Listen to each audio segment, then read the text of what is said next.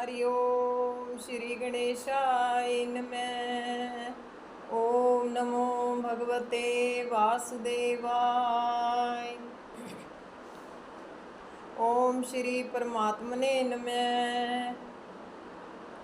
श्रीमद् भगवद गीता 18वां अध्याय।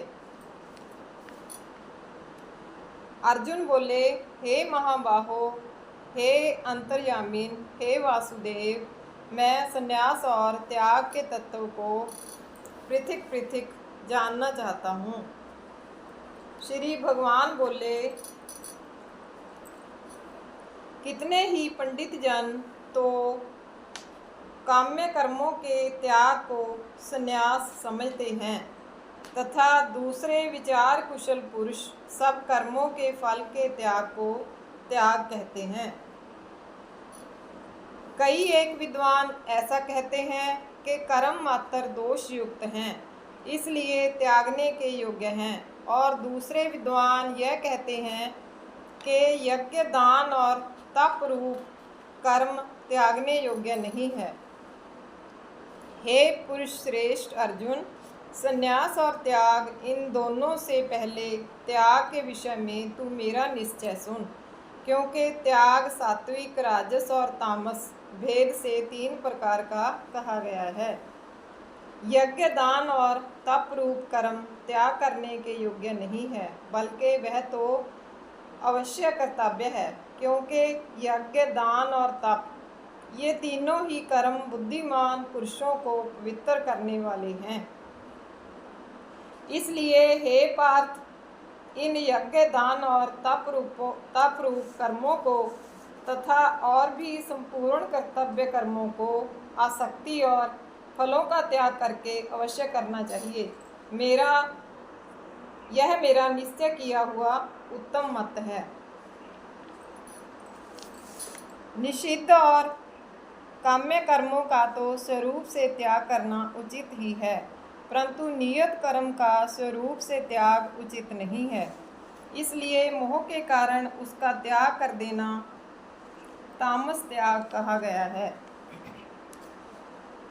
जो कुछ कर्म है वह सब दुख रूप ही है, ऐसा समझकर यदि कोई शारीरिक क्लेश के भय से कर्तव्य कर्मों का त्याग कर दे तो वह ऐसा राजस त्याग करके त्याग के फल को किसी प्रकार भी नहीं पाता।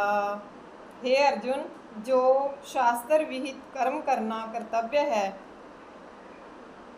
इसी भाव से आसक्ति और फल का त्याग करके किया जाता है, वही सात्विक त्याग माना गया है।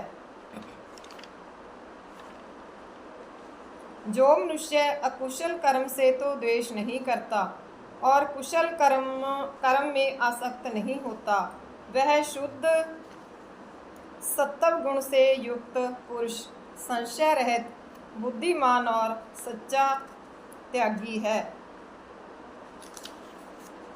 क्योंकि शरीरधारी किसी भी मनुष्य के द्वारा संपूर्णता से सब कर्मों का त्याग किया जाना शक्य नहीं है, इसलिए जो कर्म फल का त्यागी है वही त्यागी है, यह कहा जाता है। कर्म फल का त्याग ना करने वाले मनुष्यों के कर्मों का तो अच्छा बुरा और मिला हुआ ऐसे 3 प्रकार का फल मरने के पश्चात अवश्य होता है, किंतु कर्म फल का त्याग कर देने वाले मनुष्यों के कर्मों का फल किसी काल में भी नहीं होता। हे महाबाहो, संपूर्ण कर्मों की सिद्धि के ये 5 हेतु कर्मों का अंत करने के लिए उपाय बतलाने वाले सांख्य शास्त्र में कहे गए हैं, उनको तू मुझसे भली भांति जान। इस विषय में अर्थात कर्मों की सिद्धि में अधिष्ठान और कर्ता तथा भिन्न भिन्न प्रकार के कारण एवं नाना प्रकार की अलग अलग चेष्टाएं, और वैसे ही 5वां हेतु दैव है। मनुष्य मन, वाणी और शरीर से शास्त्रानुकूल अथवा विपरीत जो कुछ भी करता है, उसके ये 5 कारण हैं। परंतु ऐसा होने पर भी जो मनुष्य अशुद्ध बुद्धि होने के कारण उस विषय में यानी कर्मों के होने में केवल शुद्ध स्वरूप आत्मा को कर्ता समझता है, वह मलिन बुद्धि वाला अज्ञानी यथार्थ नहीं समझता। जिस पुरुष के अंतःकरण में मैं करता हूँ ऐसा भाव नहीं है तथा जिसकी बुद्धि सांसारिक पदार्थों में और कर्मों में लिपायमान नहीं होती, वह पुरुष इन सब लोकों को मारकर भी वास्तव में ना तो मारता है और ना पाप से बंधता है। ज्ञाता, ज्ञान और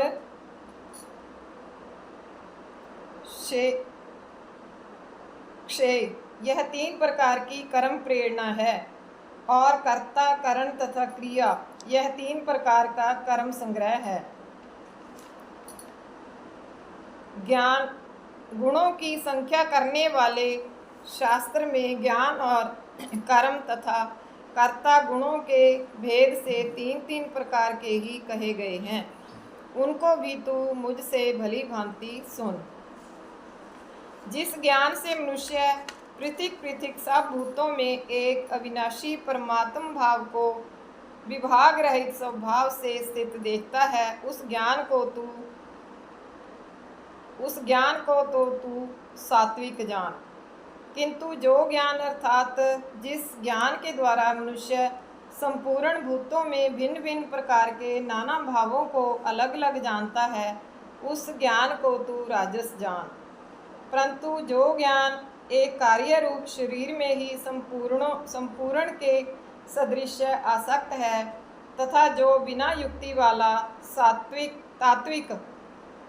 तात्विक अर्थ से रहित और तुच्छ है, वह तामस कहा गया है।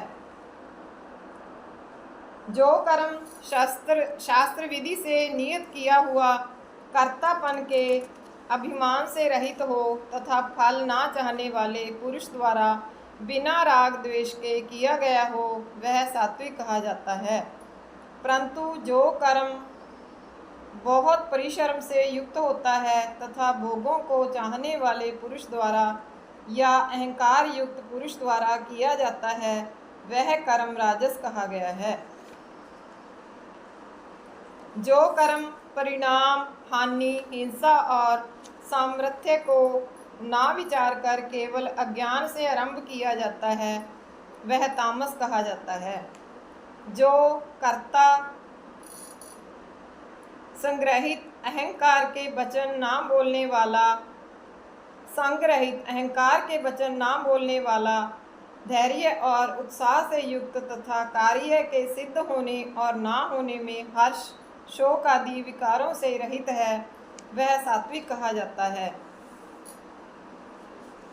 जो कर्ता आसक्ति से युक्त कर्मों के फल को चाहने वाला और लोभी है तथा दूसरों को कष्ट देने के स्वभाव वाला, अशुद्धाचारी और हर्ष शोक से लिप्त है, वह राजस कहा गया है।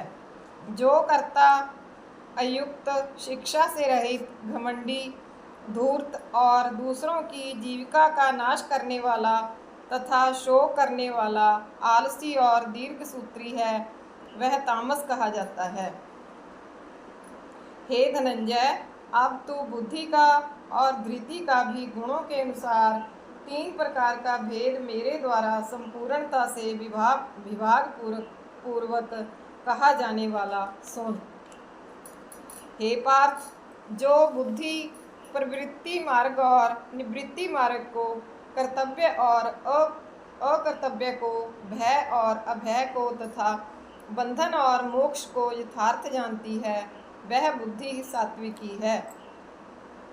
हे पार्थ, मनुष्य जिस बुद्धि के द्वारा धर्म और अधर्म को तथा कर्तव्य और अकर्तव्य को भी यथार्थ नहीं जानता, वह बुद्धि राजसी है।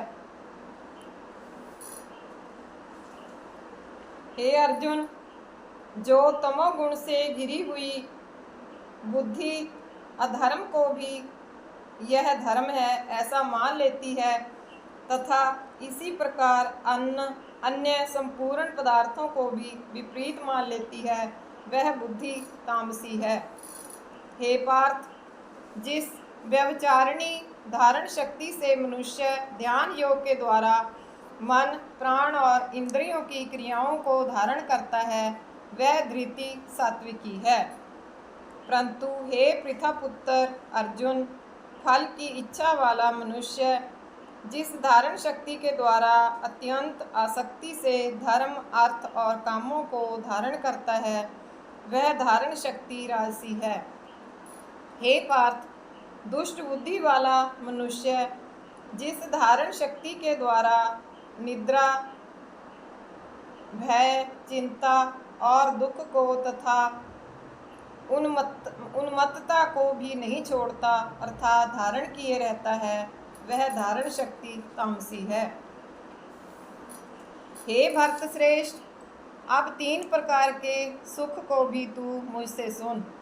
जिस सुख में साधक मनुष्य भजन, ध्यान और सेवा आदि के अभ्यास से रमण करता है और जिससे दुखों के अंत को प्राप्त हो जाता है, जो ऐसा सुख है वह आरंभ काल में यद्यपि विष के तुल्य प्रतीत होता है, परंतु परिणाम में अमृत के तुल्य है।